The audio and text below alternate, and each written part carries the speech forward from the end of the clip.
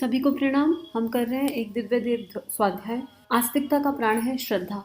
आइए अपने हृदय में श्रद्धा के दिव्य प्रकाश को प्रकाशित होता हुआ अनुभव करें। भावना करें कि हमारे गुरु के प्रति, हमारे इष्ट के प्रति, हमारे प्रभु के प्रति हमारी श्रद्धा प्रकाशित हो गई है और इतना दिव्य प्रकाश हमारे हृदय से विकीर्ण हो रहा है।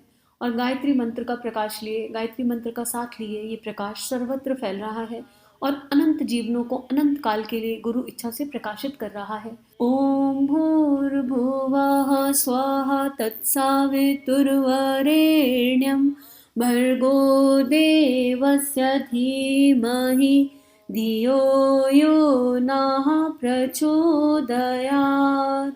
इतना सुंदर स्वाध्याय। मतलब ये किताब तो, ये प्रवचन तो ऐसा निकला जैसे कि कोई बम हो।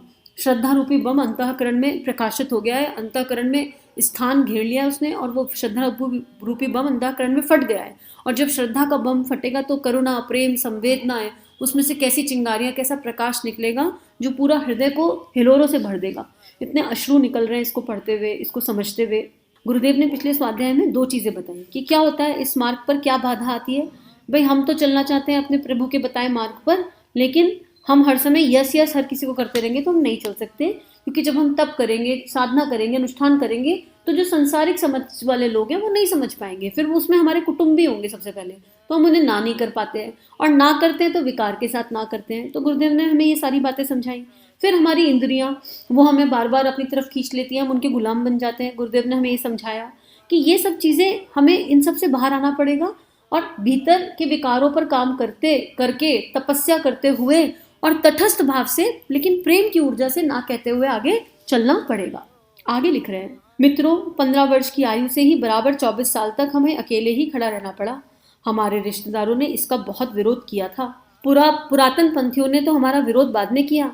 नारियों के गायत्री अधिकार के बारे में उन्होंने विरोध बाद में किया। गायत्री का अधिकार केवल ब्राह्मणों को है, ऐसे शब्दों का प्रयोग प्रतिगामी लोगों ने बाद में किया। परंतु असली विरोधी तो हमारे संबंधी रिश्तेदार पहले थे, जिन्होंने हमें बरगलाने की कोशिश की थी, हमारी हिम्मत तोड़ने की कोशिश करी। उन्होंने ऐसे ऐसे कटाक्ष कसे, आक्षेप लगाए, सुलूक किया जिससे हमारी हिम्मत टूट जानी चाहिए थी। परंतु हम हमेशा उनके आदेशों को नो करते गए। गुरु किसी व्यक्ति को नहीं कहते, गुरु एक शक्ति है, गुरु एक फिलॉसफी है, गुरु एक दर्शन है। गुरु के बारे में शास्त्र कहता है, गुरु ब्रह्मा, गुरु विष्णु, गुरुदेव महेश्वरा, गुरु साक्षात परब्रह्म तस्मै ही श्री गुरुवे नमः। तो क्या आप ब्रह्मा नहीं हो सकते? नहीं, क्यों? अच्छा, तो आप एक बच्चे को बना दीजिए। चलिए, बच्चा नहीं बन सकता तो एक जू बनाकर दिखा दीजिए। ब्रह्मा ने तो सारी सृष्टि बना दी, पर आप कुछ नहीं बना सकते। हमने गुरु तत्व को समझने की कोशिश की, आपको भी समझने का प्रयास करना चाहिए। अध्यात्म की जितनी भी सामर्थ्य है, सिद्धियां है, वह एक व्यक्ति के मार्गदर्शन पर टिकी हुई है, जिसका नाम गुरु है, जो व्यक्ति की चतुर्मुखी प्रतिभा को विकसित कर देता है। सारा चमत्कार श्रद्धा का ही है। हमने जो भी कुछ पाया है वह केवल श्रद्धा का ही चमत्कार है। गुरुदेव कह रहे हैं, और ये होता है। और गुरुदेव सोचो, आप अपने बच्चे को इमेजिन कर लो, आपका 14 साल का बच्चा, 15 साल का बच्चा खाना पीना छोड़ के और कहे 6 घंटे साधना करूंगा, 2 बजे से उठूंगा, साधना करूंगा और केवल यही करूंगा जीवन में, ना पढ़ाई करूंगा ना कुछ और करूंगा। क्या बीतेगी आपके ऊपर? और आधे सोशल स्टेटस का क्या होगा? लोग पूछेंगे, अरे आपका बच्चा क्या कर रहा है, बार बार पूछेंगे। तो ऐसा माता पिता, ऐसा बुआ, चाचा, रिश्तेदार, अंकल, आंटी, नाना, नानी, आप क्या कहोगे? आपको शर्म आएगी। अरे हमारा बच्चे ने तो सब कुछ छोड़ दिया, पता नहीं कौन सा असर पड़ गया है, पता नहीं क्या जादू टोना किसी शक्ति ने कर दिया है, पता नहीं क्या हो गया है, ऊपरी हो गए, फलाना हो गया, ढिमाका हो गया। 100 बातें आप ही का मन कहने लगेगा और आप ही अपने बच्चे को रोक दोगे कि ये क्या पागलपन है। आप ही 100 भेड़ियां उस पर डाल दोगे, वहीं के वहीं डालोगे कि नहीं, कि भैया मेरे 15 साल के बच्चे को क्या हो गया, इस बालक को क्या हो गया। और दूसरा, ये तो मेरे कमाने खजाने का डिपार्टमेंट था, ये कल को कमाता और मुझे लाके देता। मतलब बहुत सारे थॉट्स आएंगे या नहीं। तो सोचो गुरुदेव के माता पिता पर, उनके सगे संबंधियों पर क्या बीती होगी। वो तो गुरुदेव के माता पिता बड़े अलग और दिव्य स्तर के थे, लेकिन ऐसा नहीं है कि उनको दिक्कत नहीं आई होगी। गुरुदेव ने मीठा छोड़ा तो उनकी माँ ने मीठा छोड़ दिया था, और इनिशियली तो धमकी के स्तर पर छोड़ा था कि तू नहीं खाएगा तो मैं भी नहीं खाऊंगी। गुरुदेव इमोशनल ब्लैकमेल नहीं हुए ना। उसके बाद माँ दानकुंवरी अलग अलग भाव में चली गई। उन्हें कृष्ण जी का अनुभव हुआ, कृष्ण जी ने उन्हें एक अनुभव दिया, दिव्य अनुभव दिया, और उस अनुभव के आधार पर उन्होंने अपने पुत्र को, अपने बच्चे को समर्पित कर दिया। क्योंकि श्रद्धा वहां पर भी थी, पूरे परिवार में श्रद्धा थी। लेकिन हम कर सकते हैं क्या ऐसा? तो यही बात गुरुदेव कह रहे हैं कि बहुत सारे लोग हिम्मत तोड़ने के लिए आएंगे और कदम कदम पर हिम्मत टूटेगी, लेकिन वो चेक भी तो होगा। भाई गुरुदेव, दादा गुरुदेव ने कहा हम तुम्हें भगवान बनाना चाहते हैं, हम तुम्हें देवता बनाना चाहते हैं, तो ऐसे थोड़ा देवता बना देंगे, चेक तो लगाना पड़ेगा ना कि देवता बनने योग्य है या नहीं, कहीं पर जाकर टूट तो नहीं जाएंगे, कहीं पर जाकर गिर तो नहीं जाएंगे, वो चेक तो सदैव लगेंगे। तो वही कह रहे हैं। और मैं एक पोयम आप लोगों से इसके साथ शेयर करूंगी, जहां गुरुदेव का दिव्य स्वरूप समझ में आया, गुरु ब्रह्मा गुरु विष्णु वाला। भाई गुरु ब्रह्मा है, क्रिएटर है। क्यों? क्योंकि हमारी प्रतिभा का जागरण करता है, हमारा क्रिएटर है। हमारी जो प्राण बह रहा है हमारे भीतर, वो प्राण क्या है? वो ब्रह्मा ही तो है वो प्राण। तो ये प्राण आ कहाँ से रहा है? ये गुरु का प्राण ही है जो हम सब में बह रहा है। गुरु विष्णु है, गुरु एक कृष्ण है, गुरु ही राम है। हमें पता है राम और श्री राम एक है, दुनिया जान ना पाई, हम अच्छे से जानते हैं। आपके जो भी गुरु हैं उसमें नारायण छुपे हुए हैं, क्योंकि गुरु ही नारायण है। और अगर गुरु नारायण है तो वही कृष्ण है, वही राम है, इस स्वरूप में वो जिस भी तरीके से आपके जीवन में आ गए हो। और गुरु ही महेश्वर है। महेश की शक्ति क्या होती है? भगवान शिव की शक्ति। भीतर के विकारों को शमन करने की शक्ति भगवान शिव है।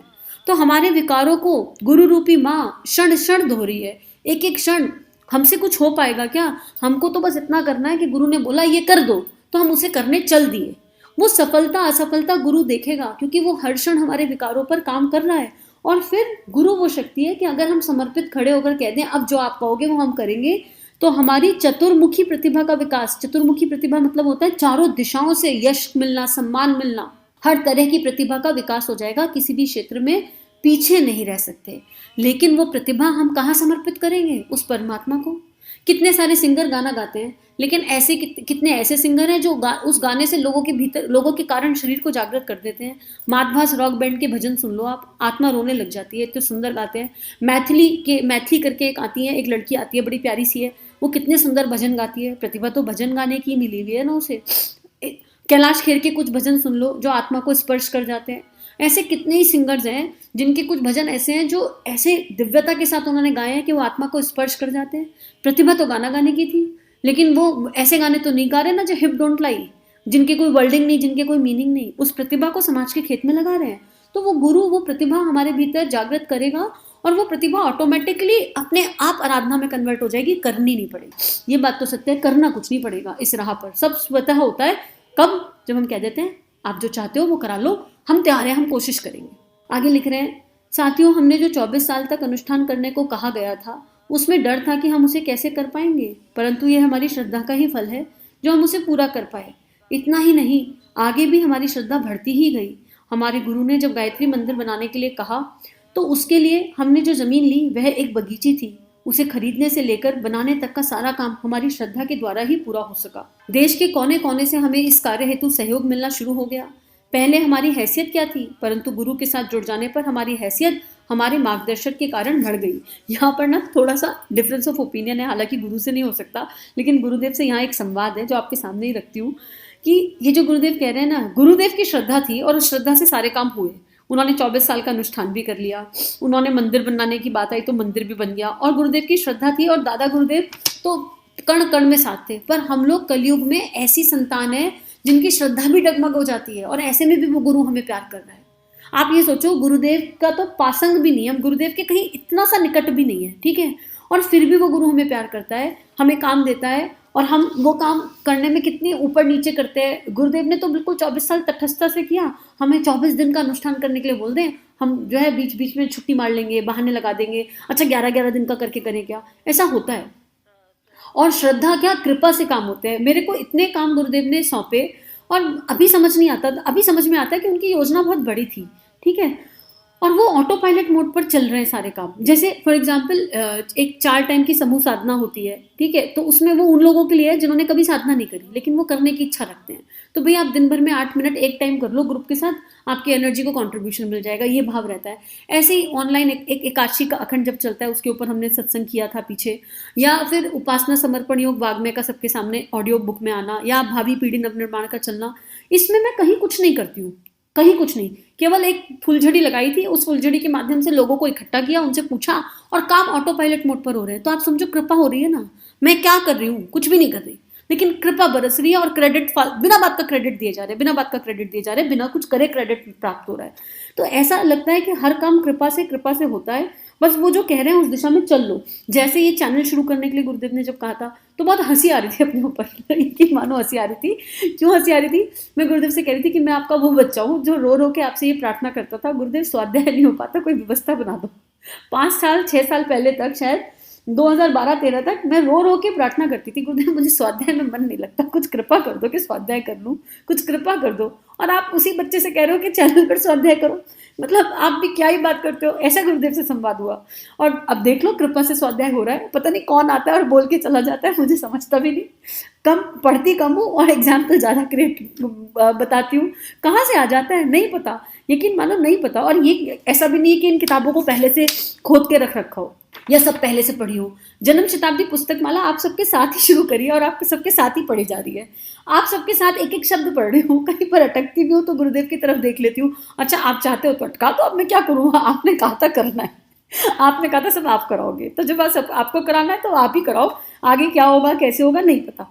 तो कृपा ही तो चल रही है यहाँ पर और कुछ भी नहीं है। गुरुदेव की तो चलो पात्रता थी, तो यहाँ पर एक थोड़ा सा डिफरेंस ऑफ ओपिनियन आया। I am sorry master, I am sorry guruji, लेकिन आप कृपा कृपा, आप कृपालु हो कृपालु हो कृपालु, और आप कृपा से सब कुछ करा देते हो, क्योंकि मेरे मन के विकार मेरे से ज़्यादा आप जान रहे हो। मतलब गुरुदेव को इस समय इस क्षण अपने अंदर, अपने बाहर, अपने चारों तरफ अनुभव कर सकती हूँ और उनसे यही प्रार्थना कर सकती हूँ कि वो हम सबके सारे विकार जान रहे हैं और इतने विकार होने के बाद भी वो हमसे इतना स्नेह प्रेम कर रहे हैं, तो बस फिर और क्या ही करें।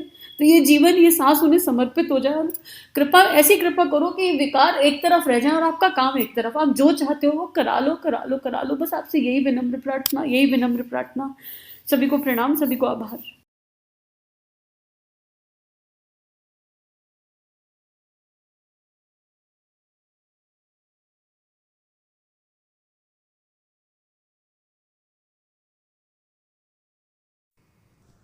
हमारे YouTube चैनल को सब्सक्राइब कीजिए और बेल आइकन पर क्लिक कीजिए ताकि आने वाली सभी वीडियो की नोटिफिकेशन आपको मिलती रहे। आप सभी को बहुत बहुत थैंक यू।